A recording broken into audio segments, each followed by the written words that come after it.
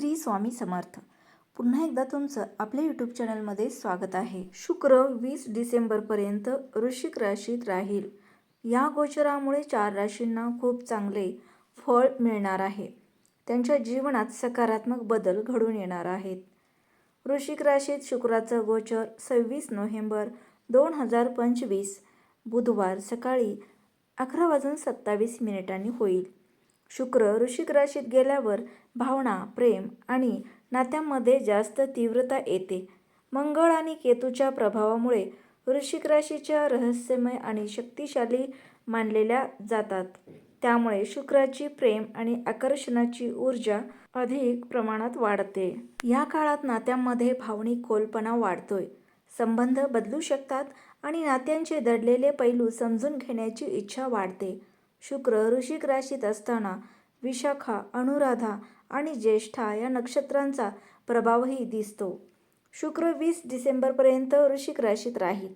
या गोचरामुळे 4 राशींना अधिक चांगले फळ मिळणार आहे आणि त्यांच्या जीवनात सकारात्मक बदल होणार आहेत. त्यातील पहिली रास आहे मेष. शुक्राचा गोचर मेष राशीच्या 8व्या भावात होणार आहे. त्यामुळे मेष राशीच्या लोकांचे संबंध अधिक मजबूत होतील.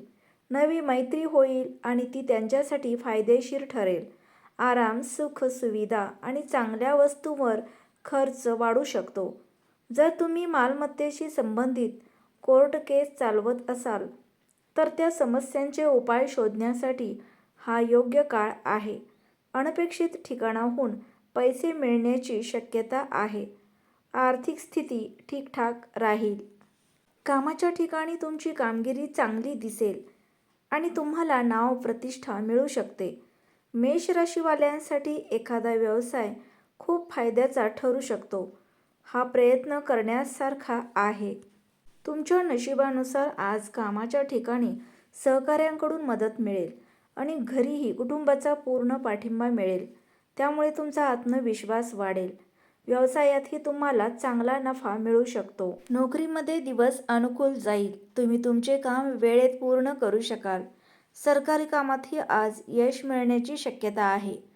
भाऊ तसेच सासरच्या नातलगांकडून तुम्हाला सहकार्य मिळणार आहे. मुलाबद्दलची एखादी चिंता दूर होईल. ज्यांचे काम परदेशाशी संबंधित आहे त्यांना आज नशिबाचा चांगला फायदा होईल. यानंतरची रास आहे तूळ. शुक्र तूळ राशीच्या 2ऱ्या भावात गोचर करेल. आर्थिक स्थिती स्थिर राहील आणि घरच्या मालमत्तेतून आर्थिक मदत मिळण्याची शक्यता आहे. विवाहित लोकांना बाळाच्या जन्मामुळे आनंद मिळेल. बाळासाठी चांगले नाव ठेवण्यासाठी तुम्ही ज्योतिषाचा सल्ला घेऊ शकता. नवविवाहितांच्या जीवनात प्रेम आणि आपुलकी वाढेल. नोकरीत थोडी काळजी घ्यावी. सरकारी नोकरी किंवा अधिकाऱ्यांना या काळात फायदा होईल. या काळात तूळ राशीवाल्यांची वाणी खूप प्रभावी राहील आणि त्यांच्यामुळे इतर लोक प्रभावित होतील. यानंतरची रास आहे वृश्चिक. शुक्राचा गोचर वृश्चिक राशीच्या 1ल्या भावात होईल. वृश्चिक राशीचे लोक या काळात सर्व प्रकारचे सुख अनुभवतील. त्यांचे वागणेही इतरांप्रती चांगले राहील. घरातील वातावरण शांत राहील. जे लोक कुटुंबापासून दूर आहेत ते पुन्हा एकत्र येऊ शकतात. वडिलांशी संबंधही चांगले राहतील.